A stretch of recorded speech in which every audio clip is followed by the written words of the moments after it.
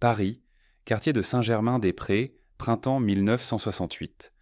Dans une petite chambre d'hôtel mal éclairée, un homme âgé aux lunettes épaisses détruit méthodiquement des documents.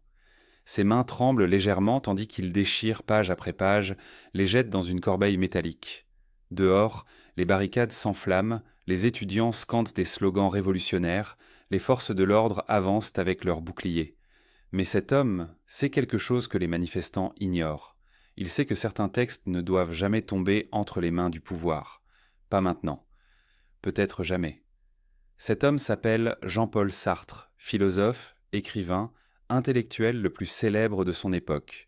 Celui que le général de Gaulle lui-même refusait d'arrêter en prononçant cette phrase devenue légendaire. On n'emprisonne pas Voltaire. Mais pourquoi le chef de l'État français craignait-il tant un homme armé uniquement de sa plume et de sa pensée?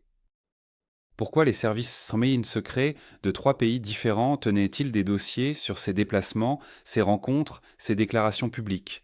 Pourquoi les gouvernements changeaient-ils leur stratégie lorsque Sartre prenait position? Les archives déclassifiées récemment par le ministère français de l'Intérieur révèlent une vérité stupéfiante.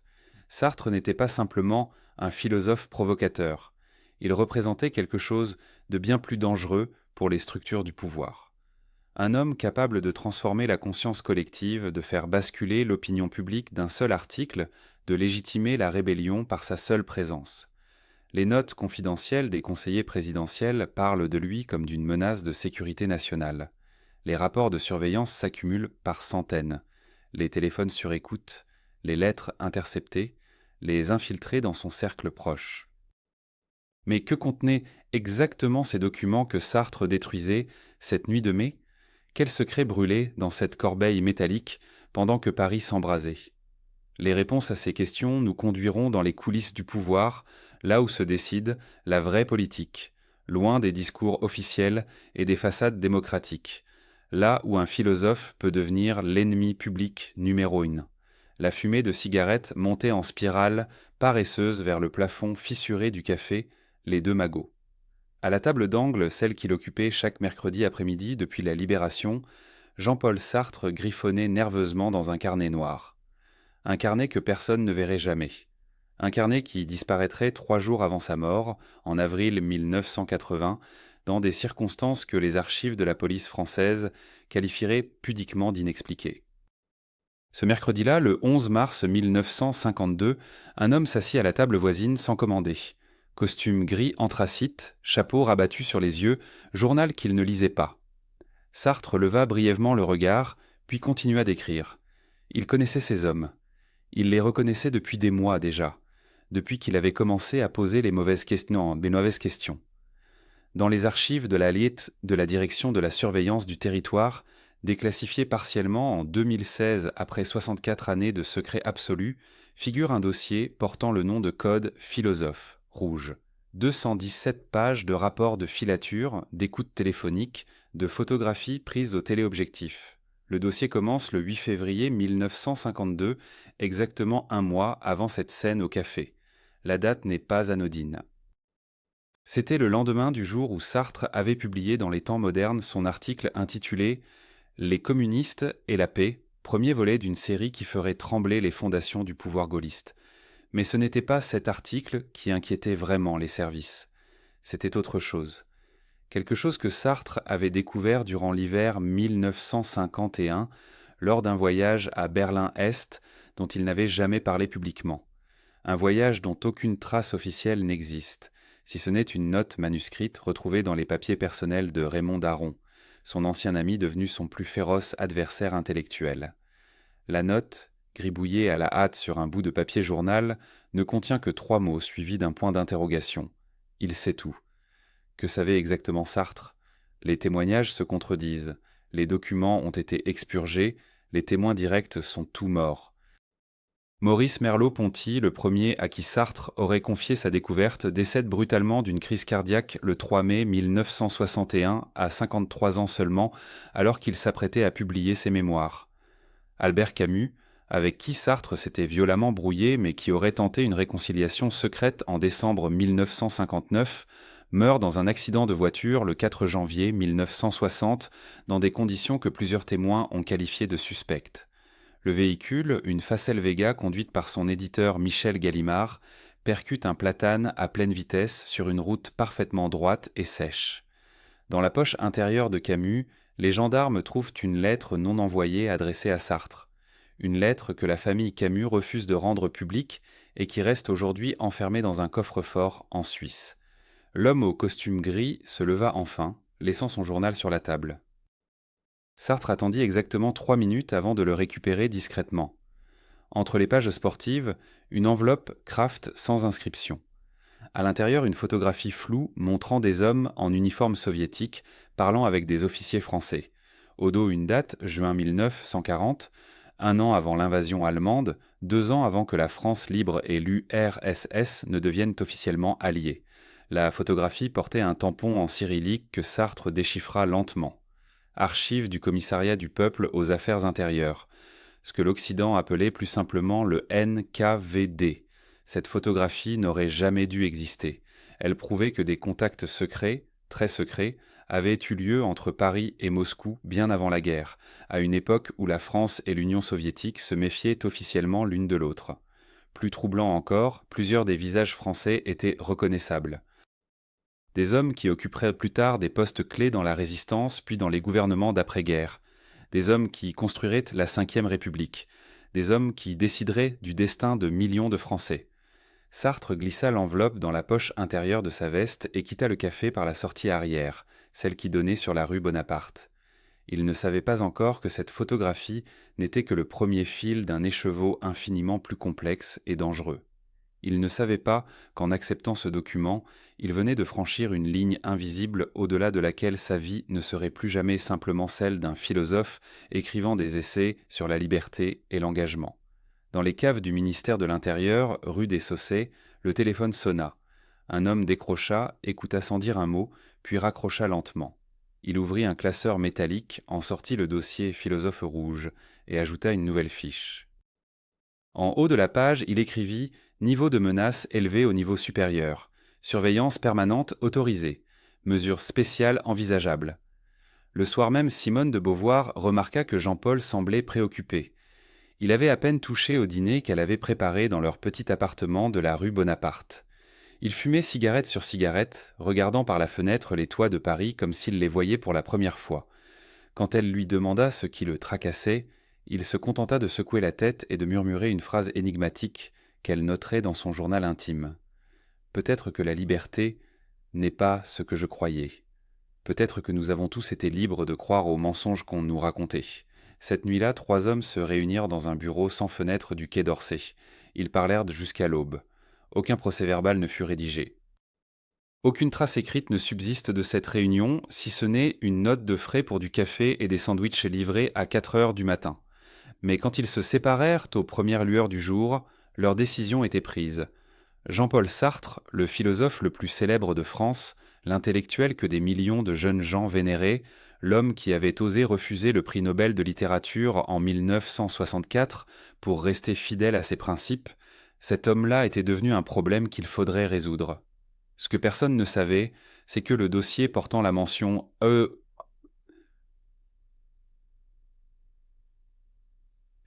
de Moscou avait été ouvert au ministère de l'Intérieur français dès l'automne 1945. Un dossier mince au début, qui allait s'épaissir jusqu'à compter plus de 1200 pages au moment de la mort du philosophe.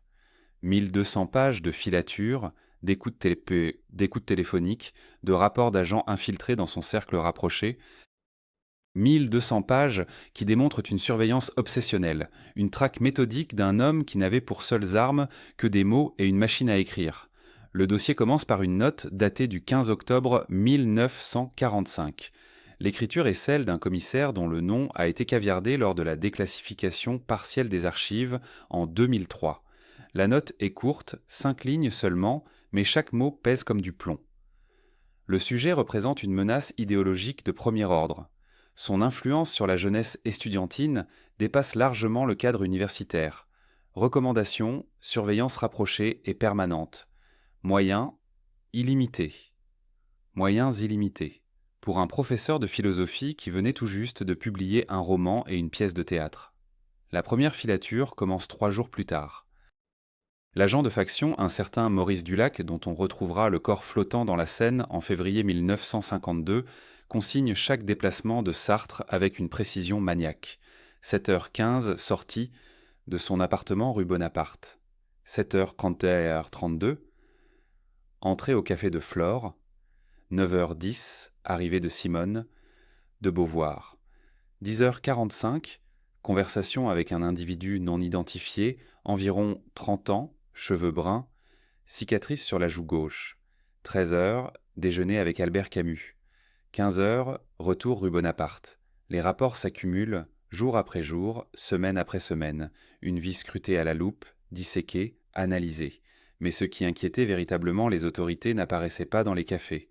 Cela se passait dans les amphithéâtres bondés de la Sorbonne, où les étudiants devaient arriver 2 heures à l'avance pour espérer trouver une place. Sartre parlait de liberté, de responsabilité individuelle, de l'absurdité des structures de pouvoir. Il parlait d'un homme qui devait se définir lui-même, sans Dieu, sans maître, sans État, pour lui dicter sa conduite. Pour un pays qui sortait à peine de l'occupation et tentait de reconstruire une autorité légitime, ces idées Péclu représentaient un danger explosif. Le 29 octobre 1945, une conférence devait bouleverser l'équilibre fragile. La salle du Club Maintenant, rue Jean Goujon, ne pouvait contenir que 350 personnes. Ce soir-là, plus de 1200 individus tentèrent d'y entrer. Certains s'évanouirent dans la cohue, d'autres brisèrent des chaises pour s'asseoir. Dans la foule compacte, 4 agents en civil prenaient des notes. L'un d'eux, Roger Blanchard, consigna dans son rapport « Le sujet a prononcé un discours d'1h30 sur l'existentialisme. Effet sur l'auditoire, hypnotique, niveau de dangerosité, maximum. Ces idées, si elles se propagent, peuvent saper les fondements mêmes de l'ordre social. Les fondements de l'ordre social. C'était exactement ce que Sartre attaquait.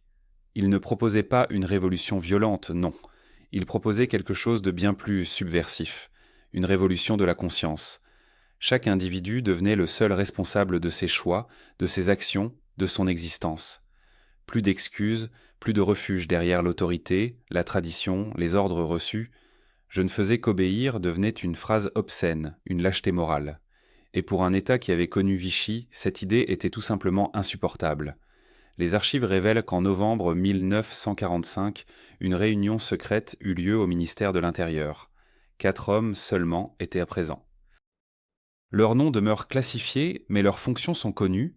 Le directeur de la surveillance du territoire, le chef de cabinet du ministre, un psychiatre mandaté par les services de renseignement et un professeur de philosophie conservateur dont la mission était d'analyser la pensée sartrienne pour en déceler les failles exploitables.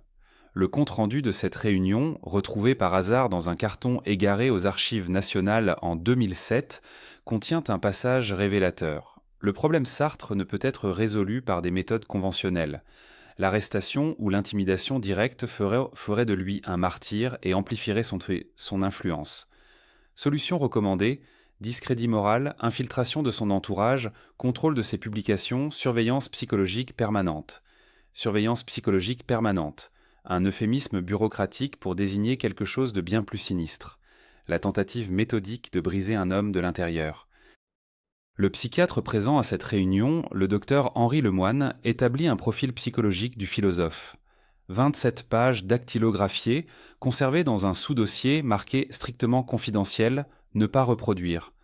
Lemoine identifiait ce qu'il appelait les faiblesses exploitables. L'attachement de Sartre à sa réputation intellectuelle, sa relation complexe avec Simone de Beauvoir, sa dépendance croissante aux amphétamines pour maintenir son rythme de travail frénétique. Le rapport se terminait par une recommandation glaçante. Le sujet peut être déstabilisé par une pression psychologique ciblée. L'isolement progressif de son cercle intime et la création d'un climat de paranoïa pourraient réduire son efficacité sans intervention directe visible. 4 mois plus tard, en mars 1946, Maurice Merleau-Ponty, le plus proche ami philosophique de Sartre, reçut une lettre anonyme. Une lettre accusant Sartre de trahison intellectuelle, de compromission pendant l'occupation. Les accusations étaient fausses, facilement réfutables, mais le poison était distillé. La confiance, cette chose fragile qui lie les êtres, commençait à se fissurer. Le printemps 1956 marqua un tournant dans cette guerre silencieuse. Un événement apparemment banal allait révéler l'ampleur véritable de la machine répressive déployée contre un seul homme. Le 23 avril, un jeune journaliste nommé Pierre Laborde quitta les bureaux du journal Combat après une rencontre avec Sartre. Il devait publier un entretien explosif sur les prisons secrètes de l'OTAN en territoire français. Son corps fut retrouvé 6 jours plus tard dans la Seine, près du pont de Neuilly. Noyade accidentelle, conclut le rapport de police. Mais les collègues de Laborde racontèrent une autre histoire. Le carnet du journaliste, celui où il prenait toujours ses notes, avait disparu. Et sur son bureau, quelqu'un avait déposé un exemplaire de L'Être et le néant, ouvert à une page précise, celle où Sartre évoquait la mort comme ultime liberté. Cette mort ne fut pas la seule. Entre 1956 et 1962, pas moins de 7 personnes proches de Sartre ou ayant travaillé avec lui décédèrent dans des circonstances troublantes. Maurice Blanchot, un éditeur indépendant qui avait accepté de publier un manuscrit non censuré sur l'Algérie, mourut d'une crise cardiaque foudroyante à 42 ans. Hélène Mercier, secrétaire au Temps moderne, se suicida en avalant des barbituriques, alors que ses amis juraient qu'elle débordait de projets. Robert Desnoz, un ancien résistant qui collectait des témoignages sur la torture en Algérie pour Sartre, fut victime d'un accident de voiture sur une route déserte de Provence. À chaque fois, les enquêtes se terminaient rapidement. À chaque fois, les familles recevaient des visites discrètes d'hommes en costume sombre qui conseillaient de ne pas poser trop de questions.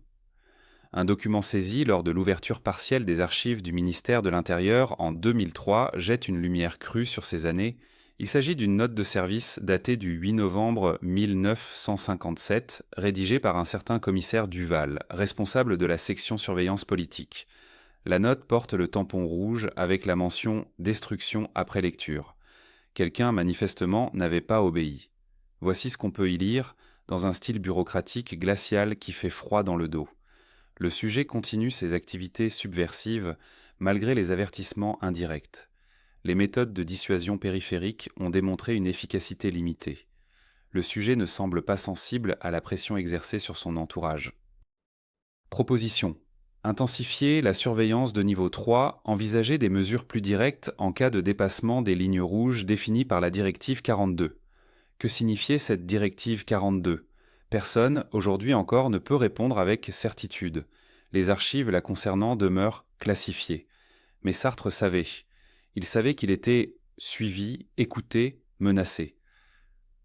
Dans une lettre adressée à Simone de Beauvoir en juin 1958, alors qu'elle séjournait en Italie, il écrivait ces mots énigmatiques.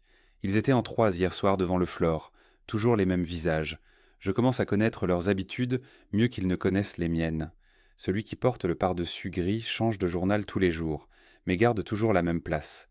L'autre, le blond, commande invariablement un café noir. Ils croient à se fondre dans le décor. Ils ne comprennent pas que leur présence même trahit la peur qu'ils ont de mes mots. Que cette lettre, conservée dans les archives privées de Beauvoir, ne fut publiée qu'en 1990, longtemps après la mort des 2 philosophes. Pourquoi ce silence ? Qui avait intérêt à ce que ces lignes restent cachées pendant des décennies ?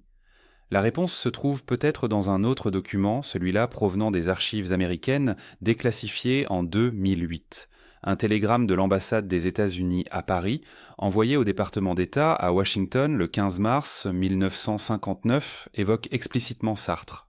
Source fiable confirme que le philosophe Jean-Paul Sartre maintient des contacts réguliers avec des éléments communistes et des mouvements de libération anticoloniaux.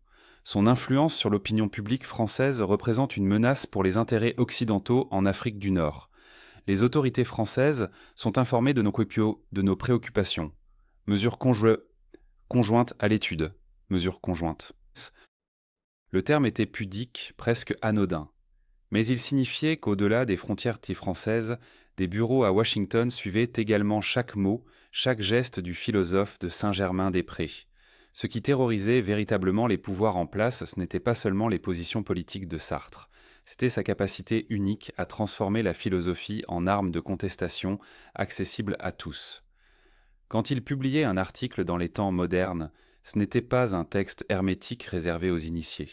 C'était un appel direct, compréhensible, qui faisait écho dans les cafés, les universités, les usines. Quand il signait un manifeste contre la guerre d'Algérie, ce n'était pas une pétition parmi d'autres. C'était un acte qui légitimait le refus, qui donnait aux jeunes appelés le courage de déserter, aux intellectuels celui de briser le silence complice. En octobre 1960, l'appartement de Sartre rue Bonaparte fut plastiqué par l'organisation de l'armée secrète. L'explosion souffla les fenêtres, détruisit une partie de sa bibliothèque.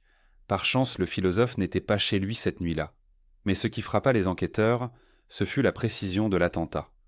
Les artificiers avaient envisé spécifiquement le bureau où Sartre travaillait, comme s'ils connaissaient parfaitement la disposition des lieux. Comme si quelqu'un, de l'intérieur, leur avait fourni un plan détaillé. L'enquête officielle conclut à un acte isolé de l'OAS, mais un inspecteur dont le nom n'a jamais été révélé aurait confié à un journaliste ami que les explosifs utilisés provenaient de stocks militaires français et que l'opération portait toutes les marques d'une intervention professionnelle planifiée de longue date. La question demeurait. Jusqu'où était-il prêt à aller pour faire taire cet homme dont le seul crime était de penser librement ? Le corps de Pierre Laborde reposait sur une table métallique froide à la morgue du 14e arrondissement. Le rapport d'autopsie officiel mentionnait une noyade accidentelle, mais le médecin légiste qui procéda à l'examen, le docteur Henri Malraux, nota dans ses carnets personnels des détails troublants qui ne figurèrent jamais dans le dossier officiel. Des ecchymoses rectangulaires sur les poignets, compatibles avec des menottes, une fracture du sternum antérieure à l'immersion, des traces de sédatifs dans le sang à des concentrations incompatibles avec une absorption volontaire. Ces carnets disparurent mystérieusement du domicile du docteur Malraux lors d'un cambriolage survenu le 14 mai 1956. Rien d'autre ne fut dérobé, ni argent, ni bijoux, ni équipement médical coûteux. Seulement 3 cahiers noirs contenant des observations cliniques sur des cas sensibles. Le docteur Malraux ne porta jamais plainte. Interrogé plus tard par un journaliste indépendant, il répondit simplement qu'il avait décidé de prendre sa retraite anticipée et de déménager en Bretagne pour des raisons de santé. Sartre apprit la mort de Laborde par un coup de téléphone anonyme, reçu le 30 avril au petit matin. Une voix masculine, jeune, tremblante, prononça rapidement quelques mots avant de raccrocher. « Ils ont eu Laborde, vous êtes le suivant. Méfiez-vous des inconnus dans les cafés. » La ligne se coupa dans un cliquetis métallique caractéristique d'une écoute téléphonique débranchée précipitamment. Ce même jour, Simone de Beauvoir retrouva dans leur boîte aux lettres une enveloppe Kraft sans timbre ni adresse. À l'intérieur, une photographie récente de Sartre sortant de leur appartement, prise depuis un angle qui suggérait une surveillance professionnelle. Au dos, griffonné à l'encre rouge, un seul mot, bientôt. Ni l'un ni l'autre n'en parla ouvertement, mais leurs habitudes changèrent radicalement. Ils cessèrent de suivre des itinéraires prévisibles, variaient les cafés, évitaient les rencontres dans des lieux isolés. Les archives désormais accessibles du ministère de l'Intérieur français révèlent qu'entre janvier 1956 et décembre 1958, pas moins de 27 personnes en contact régulier avec Sartre firent l'objet de ce que les documents appellent pudiquement des mesures d'intimidation préventive. Perquisition nocturne sans mandat. Convocation répétée pour interrogatoire sur des prétextes administratifs. Licenciement inexpliqué, accident de voiture dans des circonstances étranges. Parmi ces 27 noms figure celui de Robert Antelme, écrivain et résistant, proche ami de Sartre et de Marguerite Duras. Le 8 juin 1957, alors qu'il revenait d'une réunion clandestine organisée pour discuter de la situation en Algérie, Antelme fut victime d'un accident de la circulation sur le boulevard Saint-Germain. Un camion de livraison surgit soudainement d'une rue adjacente, percuta violemment son véhicule côté conducteur et disparut avant l'arrivée de la police. Antelme survécut miraculeusement avec plusieurs fractures et un traumatisme crânien, mais il perdit définitivement l'usage de sa jambe droite. Le chauffeur du camion ne fut jamais identifié. Les témoins interrogés fournirent des descriptions contradictoires. Le véhicule impliqué correspondait au numéro d'immatriculation d'un camion déclaré volé 3 jours plus tôt dans une banlieue industrielle. Ce même camion fut retrouvé calciné dans une zone portuaire désaffectée près de Marseille 2 semaines après l'accident. Aucune trace exploitable, aucune piste sérieuse. Dans une lettre datée du 15 juin 1957, Antelme écrivit à Sartre depuis son lit d'hôpital. Les mots, tracés d'une main encore tremblante, témoignaient d'une lucidité terrifiante sur ce qui venait de se produire. Ils ont essayé de faire croire à un accident banal, mais j'ai vu le visage du chauffeur juste avant l'impact. Un regard froid, professionnel, dépourvu de surprise ou de panique. Il savait exactement ce qu'il faisait. Il me regardait comme on regarde une cible sur un champ de tir. Sartre conserva cette lettre dans un coffre-fort personnel dont le contenu fut mystérieusement vidé après sa mort. Parallèlement à ces incidents physiques, une campagne de diffamation d'une sophistication remarquable se déployait dans la presse française. Des articles commencèrent à paraître, d'abord sporadiquement, puis avec une régularité suspecte, présentant Sartre comme un agent manipulé par Moscou, un intellectuel déconnecté de la réalité populaire, un nihiliste dangereux empoisonnant la jeunesse française. Ces articles portaient souvent des signatures inconnues ou des pseudonymes. Les rédactions qui les publiaient recevaient ces textes par coursier, accompagnés de documents prétendument compromettants. Photographies floues montrant Sartre en discussion avec des personnes identifiées comme lui, qui est comme agent du KGB. Copies de lettres dont l'authenticité était impossible à vérifier. Témoignages de sources anonymes affirmant avoir assisté à des réunions secrètes dans des ambassades du bloc de l'Est. Un journaliste du Figaro, Georges Marchais, tenta d'enquêter sur l'origine de ces documents après avoir reçu une enveloppe particulièrement suspecte contenant des prétendues preuves du financement soviétique des temps modernes. Marchais était un professionnel méticuleux, formé à l'école du journalisme d'investigation américain. Il entreprit de remonter la chaîne de transmission, d'interroger les coursiers, d'analyser le papier et l'encre utilisée, de recouper les informations. Le 23 septembre 1957, Marchais disparut. Simplement, aucune trace, aucun indice. Il quitta son bureau en fin d'après-midi, salua ses collègues et ne rentra jamais chez lui. Sa femme porta plainte immédiatement. La police ouvrit une enquête qui ne mena nulle part. 3 mois plus tard, le dossier fut classé sans suite. Officiellement, Georges Marchais figurait sur la liste des personnes disparues dans des circonstances inexpliquées. Officieusement, ses collègues savaient qu'il avait touché à quelque chose d'intouchable. Ce qui rendait cette guerre encore plus perverse résidait dans son invisibilité calculée. Rien ne pouvait être prouvé formellement. Chaque incident pouvait être expliqué comme un malheureux hasard, un accident regrettable, une coïncidence malheureuse. La machine répressive avait appris les leçons des régimes totalitaires trop voyants. Elle opérait dans les zones grises, les interstices juridiques, les espaces où la preuve devient insaisissable et le doute systématique. Les dossiers que le docteur Malraux conservait dans son appartement de la rue Mouffetard disparurent exactement 3 semaines après la mort de Pierre Laborde. L'effraction ne ressemblait en rien au cambriolage ordinaire qui secouait parfois le quartier. Aucun objet de valeur ne fut dérobé. La montre en or de son défunt père reposait intacte sur la commode. Les billets de banque glissés dans le tiroir du bureau demeurèrent à leur place. Seuls manquaient les carnets médicaux, les photographies d'autopsie et un dossier cartonné marqué d'un tampon rouge que personne n'aurait dû voir. La concierge de l'immeuble, Madame Roussel, affirma aux inspecteurs qu'elle avait aperçu 2 hommes en pardessus sombre sortir de l'entrée principale vers 22 heures. Ils portaient une mallette rectangulaire qui semblait lourde. Elle précisa qu'ils marchaient avec cette discipline militaire reconnaissable entre toutes, ce pas synchronisé des hommes formés dans les mêmes casernes. Quand les policiers lui demandèrent de fournir un signalement plus détaillé, elle devint soudain vague, comme si sa mémoire s'était brutalement obscurcie. Quelques jours plus tard, elle déménagea précipitamment vers une province lointaine sans laisser d'adresse.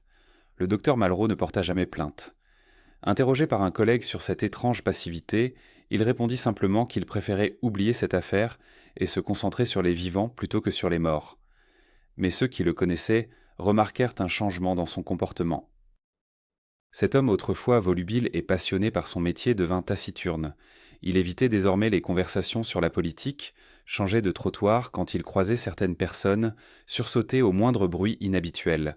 Ses mains tremblaient légèrement lorsqu'il tenait son bistouri.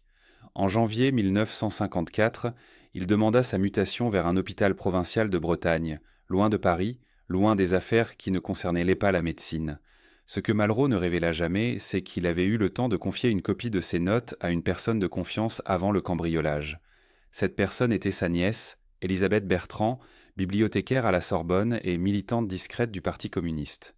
Élisabeth cacha les documents dans l'endroit le plus improbable qui soit, là où personne ne songerait à chercher des preuves d'un crime politique, parmi les archives poussiéreuses de thèses médiévales consacrées à la théologie du XIIIe siècle. Elle glissa les feuillets compromettants entre les pages jaunies d'un manuscrit sur Thomas d'Aquin que personne n'avait consulté depuis des décennies. C'est dans cette bibliothèque silencieuse que se produisit une rencontre qui aurait pu changer le cours de l'histoire.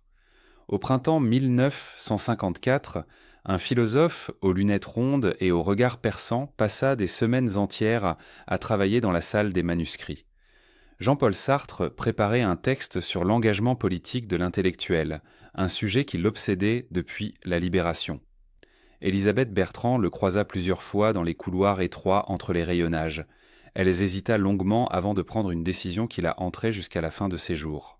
Un après-midi pluvieux, alors que la bibliothèque se vidait et que les derniers étudiants refermèrent leurs livres, elle s'approcha de Sartre. Elle lui tendit une enveloppe Kraft sans un mot, juste un regard appuyé qui signifiait l'importance de ce geste. Sartre ouvrit l'enveloppe dans le métro qui le ramenait vers Saint-Germain-des-Prés. Ce qu'il découvrit le bouleversa. Les notes du docteur Malraux décrivaient avec une précision clinique les blessures incompatibles avec la version officielle. Les photographies montraient un corps qui racontait une histoire de violence délibérée. Et surtout, il y avait cette liste griffonnée à la hâte sur une feuille volante. 7 noms de personnes décédées dans des circonstances similaires entre 1948 et 1953. Tous étaient des intellectuels. Tous avaient publié des textes critiques envers le gouvernement. Tous étaient morts selon les rapports officiels par accident, suicide ou maladie foudroyante. Un journaliste tombé d'un balcon après avoir dénoncé la torture en Indochine. Un professeur de philosophie victime d'une crise cardiaque le lendemain de la publication d'un article sur les libertés fondamentales.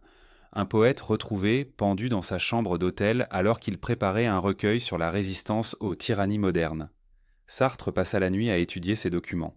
Il fuma cigarette sur cigarette, arpenta son bureau étroit, annotant les marges, établissant des connexions.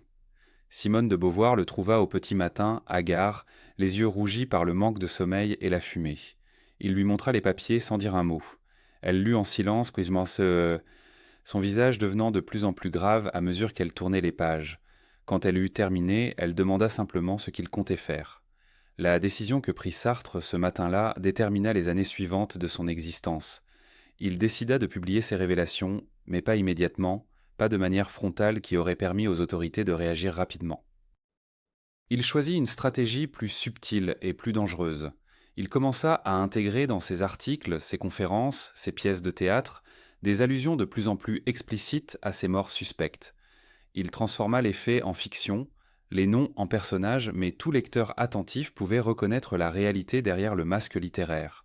Le pouvoir comprit rapidement ce qui se tramait. Dans un rapport confidentiel daté du 15 juin 1954, le directeur de la surveillance du territoire écrivit une note destinée au ministre de l'Intérieur. Le document, déclassifié 60 ans plus tard, révèle l'inquiétude croissante des autorités face à ce philosophe devenu trop populaire, trop écouté, trop dangereux. Le rapport mentionnait explicitement que Sartre disposait probablement d'informations compromettantes sur des affaires d'État et qu'il fallait le surveiller en permanence. Dès lors, l'appartement de la rue Bonaparte fut placé sous écoute. 3 agents se relayaient dans un logement loué en face pour photographier tous les visiteurs. Le courrier était systématiquement ouvert, photocopié, recacheté avant d'être distribué. Les serveurs des cafés que Sartre fréquentait recevaient des visites régulières d'hommes qui posaient des questions sur ses conversations, ses rencontres, ses humeurs. Un réseau invisible mais omniprésent se tissait autour du philosophe, transformant sa vie quotidienne en une surveillance permanente dont il avait parfaitement conscience. Mais cette conscience même devint son bouclier. Sartre comprit que tant qu'il restait célèbre, tant qu'il demeurait sous les projecteurs de la scène intellectuelle internationale, il était relativement protégé. On ne fait pas disparaître un prix Nobel de littérature comme on élimine un journaliste inconnu. Il cultiva donc méthodiquement sa notoriété, multiplia les interventions publiques, accepta les invitations à l'étranger, entretint des relations avec des écrivains du monde entier. Sa célébrité devint son armure contre ceux qui auraient préféré le voir réduit au silence définitif.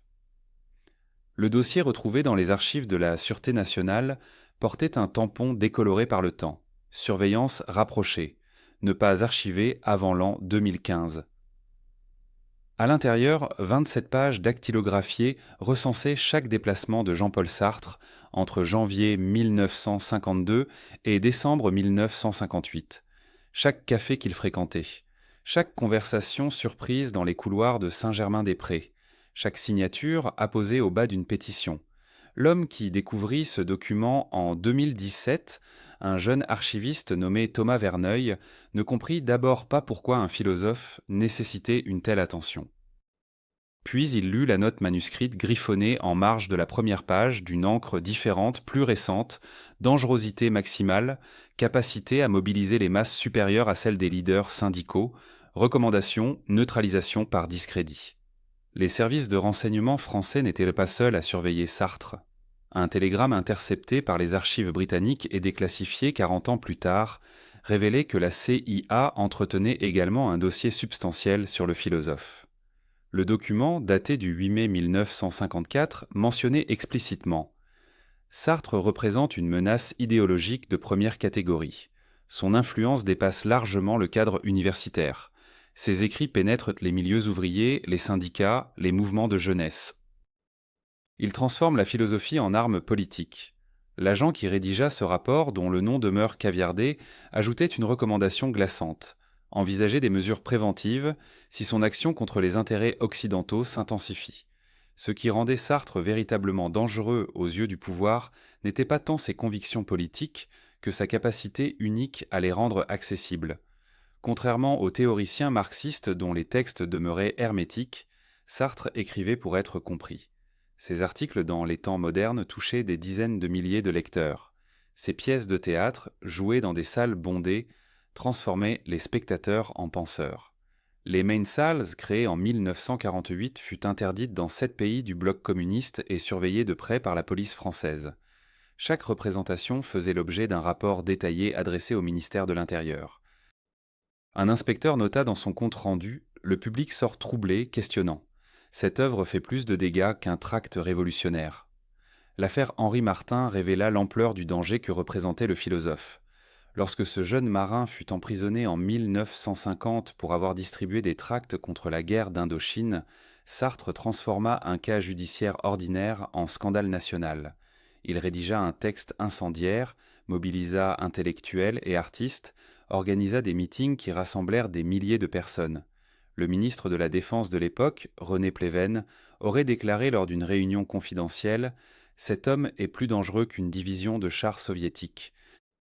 Il fait vaciller la légitimité de nos institutions sans tirer un seul coup de feu. » Les notes prises lors de cette réunion, retrouvées dans les papiers personnels d'un conseiller ministériel décédé en 1999, portaient une annotation troublante. Étudier possibilité légale de réduire sa tribune publique. La surveillance s'intensifia après la publication de son article sur la torture en Algérie. Le texte parut dans l'Express en mars 1958, quelques semaines avant le retour de Gaulle au pouvoir. Sartre y dénonçait avec une précision chirurgicale les méthodes employées par l'armée française. Il nommait les victimes, citait les bourreaux, décrivait les techniques. L'impact fut immédiat et dévastateur. Des officiers demandèrent sa traduction en cour martiale pour atteinte au moral des troupes. Des parlementaires réclamèrent des poursuites pour intelligence avec l'ennemi.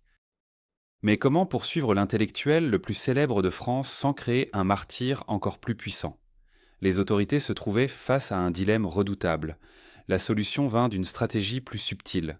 Au lieu d'attaquer Sartre frontalement, on tenta de miner sa crédibilité. Des articles anonymes commencèrent à circuler dans la presse de droite, suggérant que le philosophe vivait dans le luxe tout en prêchant la révolution. On publia des photographies de lui dans des restaurants coûteux. On révéla le montant de ses droits d'auteur. Un pamphlet distribué en 1959 portait ce titre « Le bourgeois qui joue au prolétaire ».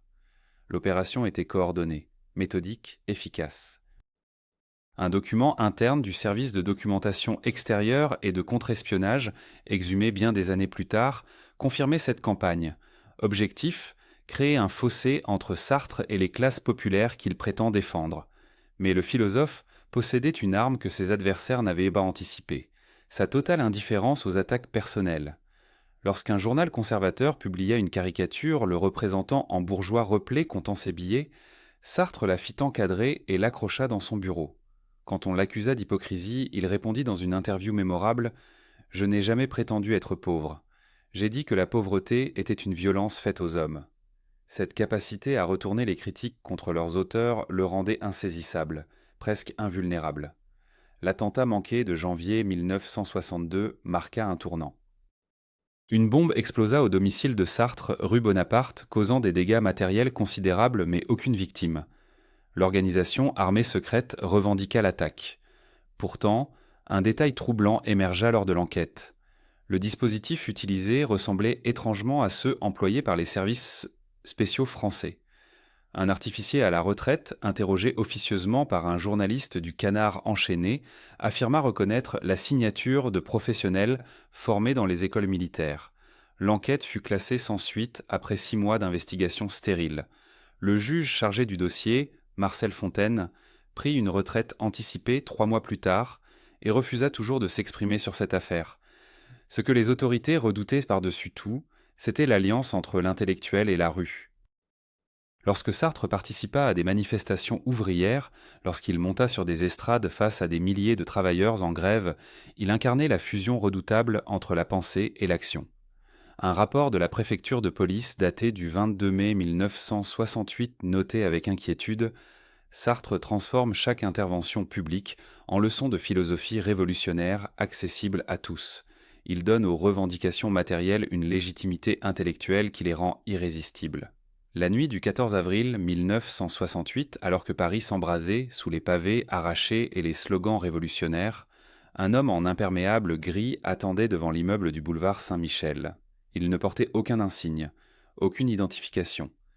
Dans sa sacoche en cuir usé, un document que personne n'aurait dû voir, un document qui établissait un lien direct entre la direction de la surveillance du territoire et une opération baptisée Sisyphe. L'objectif de cette mission demeurait flou dans les rapports officiels, mais un détail revenait dans chaque note manuscrite : neutraliser l'influence de Sartre par tous les moyens nécessaires. Les témoignages recueillis auprès d'anciens agents du service Action révèlent une réalité que personne n'osait nommer publiquement. Sartre n'était pas simplement surveillé. Il était devenu une cible opérationnelle. Un dossier conservé dans les sous-sols du ministère de l'Intérieur mentionne une réunion tenue le 23 février 1964 en présence de 8 hauts fonctionnaires dont les noms ont été caviardés. Le procès-verbal, miraculeusement préservé, contient cette phrase glaçante. Le sujet représente un danger immédiat pour la cohésion nationale. Les méthodes conventionnelles ayant échoué, des solutions alternatives doivent être envisagées. Que signifiaient ces solutions alternatives exactement ? Un ancien officier des renseignements généraux, aujourd'hui octogénaire et résidant sous un faux nom dans une ville du sud de la France, a accepté de parler sous couvert d'anonymat. Ses mains tremblaient légèrement lorsqu'il a évoqué les réunions secrètes où l'on discutait du cas Sartre comme d'une question de sécurité nationale. On envisageait des scénarios variés. Discréditation publique par la diffusion de documents falsifiés, infiltration de son cercle intime par des agents provocateurs, sabotage de ses publications et dans les marges d'un rapport daté du 12 juin 1965, une annotation manuscrite encore plus troublante : envisager solution radicale si situation dégénère. Cette solution radicale ne fut jamais mise en œuvre, mais les préparatifs avaient commencé. Un groupe d'intervention spéciale fut constitué au printemps 1966. 5 hommes sélectionnés pour leur discrétion absolue et leur absence de scrupules. Leur formation incluait des techniques de filature avancées, mais aussi des méthodes plus sombres. Un médecin militaire leur avait enseigné comment provoquer des crises cardiaques indétectables, comment simuler des accidents domestiques, comment faire disparaître un corps sans laisser de traces. Le dossier administratif de ce groupe porte la mention énigmatique « Unité Prométhée », dissolution officielle le 8 novembre 1969. Officielle, certes, mais plusieurs témoignages suggèrent que cette unité continua d'opérer sous d'autres appellations, d'autres couvertures. Pendant ce temps, Sartre continuait d'écrire, de parler, de dénoncer. Il ignorait probablement l'ampleur de la machine déployée contre lui. Ou peut-être le savait-il et refusait-il de céder à la peur. En octobre 1967, il publia un article dévastateur dans les temps modernes, accusant le gouvernement de fabriquer un État policier déguisé en démocratie. La réaction fut immédiate. 3 jours après la parution, son appartement fut cambriolé. Rien ne fut volé, mais des documents avaient été consultés, photographiés peut-être. Simone de Beauvoir nota dans son journal cette phrase laconique : « Il ne se cache même plus ». Les archives révèlent également l'existence d'un projet encore plus pervers, une campagne de désinformation orchestrée par les services psychologiques du ministère. Des faux tracts furent imprimés, attribués à Sartre, contenant des propos extrémistes qu'il n'avait jamais tenus. Des lettres anonymes circulèrent dans les milieux intellectuels, l'accusant d'être un agent de Moscou, puis paradoxalement un traître à la cause communiste. L'objectif était simple : créer la confusion, éroder sa crédibilité, le transformer en paria dont plus personne ne voudrait entendre la voix. Mais le philosophe possédait une arme que les stratèges de l'ombre n'avaient pas anticipée, son irréductible cohérence. Chaque tentative de le discréditer renforçait paradoxalement son aura. Chaque persécution prouvait la justesse de ses analyses. Plus on cherchait à le faire taire, plus sa voix résonnait fort. Un rapport de synthèse daté du 31 décembre 1968 s'ensuit conclut avec amertume : le sujet est devenu intouchable. Toute action directe provoquerait un scandale international. Recommandation : isolement progressif par marginalisation médiatique. Cette nouvelle stratégie fut appliquée avec une patience redoutable. Les invitations aux débats télévisés se raréfièrent. Les comptes rendus de ces conférences disparurent des grands quotidiens. On ne l'attaquait plus frontalement, on l'effaçait doucement du paysage public, une forme d'assassinat symbolique plus efficace que n'importe quel poison. Les jeunes générations commençaient à le percevoir comme un vestige du passé, une relique de combats dépassés. Exactement ce que les architectes du silence avaient fait programmer. Pourtant, même cette tactique sophistiquée rencontra ses limites, car Sartre avait compris que le véritable danger ne résidait pas dans sa personne, mais dans les idées qu'il incarnait. Des idées qui survivraient à toutes les censures, à tous les effacements. Dans une lettre retrouvée récemment, adressée à un jeune étudiant en philosophie et jamais envoyée, il écrivit ces mots prophétiques : « Ils peuvent me faire disparaître. Ils ne peuvent pas faire disparaître la question que je pose. » Cette question continuait de hanter les bureaux du pouvoir. Elle s'infiltrait dans les conversations privées des ministres. Elle empêchait certains hauts fonctionnaires de dormir paisiblement. La question de savoir si un État qui craint la parole libre mérite encore d'être appelé démocratie. L'opération Sisyphe visait non pas à éliminer physiquement Jean-Paul Sartre, mais à accomplir quelque chose de bien plus sinistre. Neutraliser sa parole. Transformer le philosophe le plus influent d'Europe en une figure inoffensive, en un sage domestiqué que le pouvoir pourrait tolérer sans crainte. Les services savaient qu'un martyr serait plus dangereux qu'un vivant. Mais un Sartre affaibli, discrédité, isolé de la jeunesse qui buvait ses paroles comme une eau révolutionnaire, voilà ce qu'il cherchait en vraiment. Le document retrouvé dans les archives personnelles d'un ancien conseiller à l'Élysée en 2003 contenait une phrase qui glaçait le sang. Le problème avec Sartre n'est pas ce qu'il dit, mais que des millions le croient capable de dire la vérité. Détruire cette croyance équivaut à détruire l'homme sans lever la main sur lui. La signature était illisible, mais le tampon officiel confirmait la provenance. Deuxième bureau. Service de renseignement intérieur. La machine d'État tournait silencieusement autour du philosophe myope qui fumait pipe sur pipe dans son appartement parisien, ignorant peut-être l'étendue réelle du danger. Les méthodes employées relevaient d'une sophistication inquiétante. Infiltration de son entourage proche.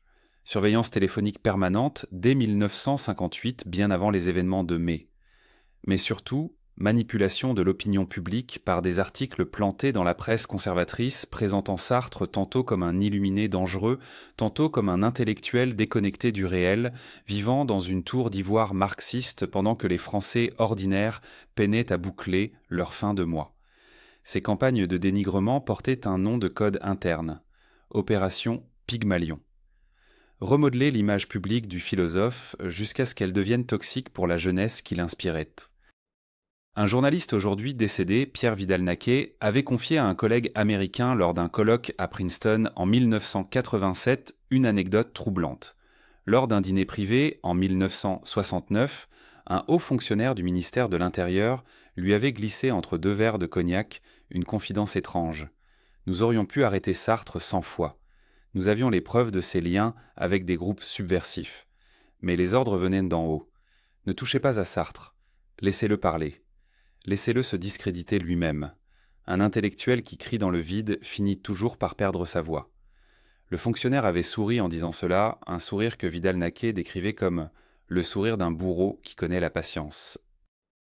La vraie rupture survint après la publication du Manifeste des 121, ce texte explosif de septembre 1960 qui légitimait l'insoumission des soldats français pendant la guerre d'Algérie. Sartre y figurait en bonne place. Le gouvernement de Gaulle bouillonnait. Des voix réclamaient l'arrestation immédiate du philosophe pour haute trahison. Mais le général lui-même aurait tranché d'une phrase devenue légendaire rapportée par son ministre de la Culture André Malraux. « On n'arrête pas Voltaire ». Cette clémence apparente cachait une stratégie froide. Arrêter Sartre aurait provoqué un soulèvement intellectuel international. Le laisser libre permettait de mieux surveiller son réseau, d'infiltrer ses contacts, de cartographier l'ensemble de la nébuleuse gauchiste française. Les dossiers de surveillance révélaient une obsession minutieuse. Chaque déplacement de Sartre était consigné, chaque rencontre analysée. Lorsqu'il se rendait à Cuba en 1960 pour interviewer Fidel Castro, un rapport de 37 pages détaillait heure par heure son séjour, ses conversations, même ses impressions supposées. Quand il voyageait en Union soviétique, puis rompait publiquement avec le communisme soviétique après l'invasion de la Hongrie en 1956, les services français notèrent scrupuleusement ce revirement, y voyant une faiblesse exploitable. Un homme qui change d'avis peut être manipulé. Un homme cohérent reste imprévisible et donc dangereux. Mais pourquoi cette peur panique devant un intellectuel isolé, un homme sans armée, sans fortune, sans autre pouvoir que sa plume et sa notoriété? La réponse tenait en un mot que les rapports internes répétaient comme une obsession. Légitimité. Sartre possédait ce que le pouvoir politique recherche désespérément et obtient rarement, la légitimité morale. Quand il dénonçait la torture en Algérie, des milliers de Français doutaient soudain de la parole officielle. Quand il soutenait les étudiants révoltés en mai 68, le discours gouvernemental perdait sa crédibilité auprès d'une génération entière.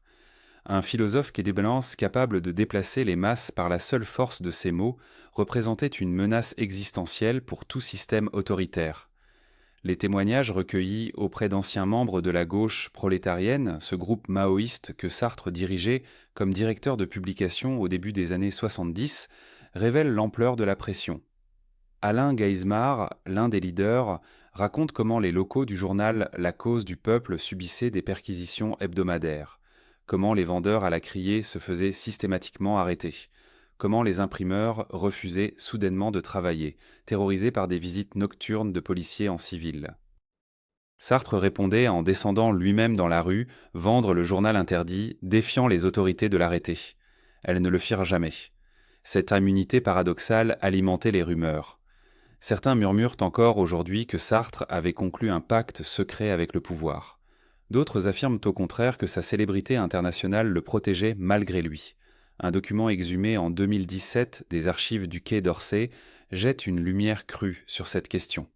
Une note diplomatique adressée aux ambassades françaises en Europe et aux États-Unis en juin 1968 donnait une consigne claire.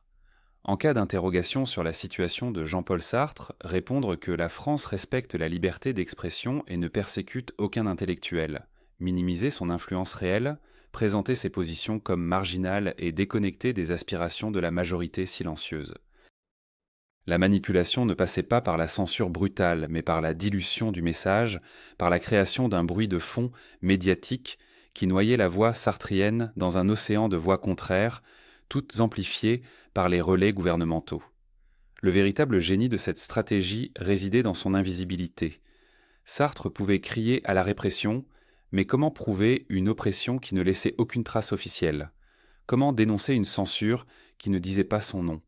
Les services avaient compris une vérité fondamentale.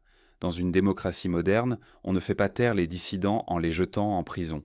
On les fait taire en les noyant sous un déluge de paroles contradictoires, en les présentant comme extrémistes, en les isolant progressivement jusqu'à ce que leur voix ne porte plus. Sartre résistait parce qu'il était Sartre, parce que sa renommée mondiale le protégeait. Mais combien d'autres intellectuels moins célèbres furent réduits au silence par ces mêmes méthodes? La mort du philosophe en avril 1980 marqua la fin d'une époque. 50 000 personnes suivirent son cortège funèbre dans les rues de Paris. Le pouvoir respirait enfin. Mais quelque chose d'étrange se produisit dans les années suivantes. Les archives concernant Sartre restèrent déclassifiées bien au-delà des délais légaux. Des demandes de consultation déposées par des historiens dans les années 90 se heurtèrent à des refus administratifs opaques. Que contenaient encore ces dossiers pour justifier un tel secret 15, 20, 30 ans après la disparition du philosophe? Une hypothèse circule dans les cercles académiques spécialisés. Sartre aurait servi malgré lui de test grandeur nature pour des techniques de contrôle social qui furent ensuite généralisées. Son cas aurait permis aux services de renseignement français de perfectionner l'art subtil de neutraliser les voix dissidentes sans créer de martyrs. Si cette hypothèse est exacte, alors le combat entre Sartre et l'État français ne fut pas seulement un duel d'époque, ce fut le laboratoire secret d'où émergèrent les méthodes modernes de gestion de l'opposition intellectuelle, ces stratégies silencieuses que nos démocraties emploient encore aujourd'hui sans que nous en ayons pleinement conscience. La vraie question demeure. Qui a gagné cette guerre invisible? L'opération Sisyphe s'est achevée sans bruit, sans éclat médiatique, sans procès retentissant. Elle s'est dissoute dans l'ombre des années 70, laissant derrière elle un homme dont la vue déclinait chaque jour davantage, un intellectuel que les jeunes générations commençaient à percevoir comme une relique du passé. Les services avaient-ils gagné leur pari silencieux? Le philosophe qui avait refusé le prix Nobel, qui avait marché aux côtés des ouvriers en grève, qui avait vendu la cause du peuple dans les rues de Paris, se retrouvait progressivement isolé, fragilisé, dépouillé de cette aura prophétique qui avait fait trembler les ministères. Les dossiers classifiés que certains archivistes ont aperçus brièvement avant leur transfert vers des coffres plus secrets encore mentionnent une date de clôture officielle, mais aucune évaluation définitive. Comme si l'opération elle-même avait compris qu'on ne tue pas vraiment une idée, qu'on ne fait taire définitivement une voix qui a résonné dans tant de conscience. Les dernières années de Sartre furent celles d'un combat contre l'obscurité littérale et métaphorique. Presque aveugle, il continuait pourtant à recevoir des visiteurs, à dicter ses pensées, à refuser l'effacement qu'on avait programmé pour lui. Lorsqu'il mourut en avril 1980, 50 000 personnes suivirent en son cercueil dans les rues de Paris. 50 000 témoins vivants que l'opération Sisyphe avait échoué dans sa mission ultime. On peut neutraliser un homme, le fatiguer, le discréditer auprès des élites, mais comment efface-t-on la trace qu'il a gravée dans l'esprit de ceux qui ont trouvé dans ces mots la permission de penser autrement? Les archives restent fermées. Les noms des opérateurs demeurent protégés par des clauses de confidentialité qui ne seront levées, si elles le sont jamais, que dans plusieurs décennies.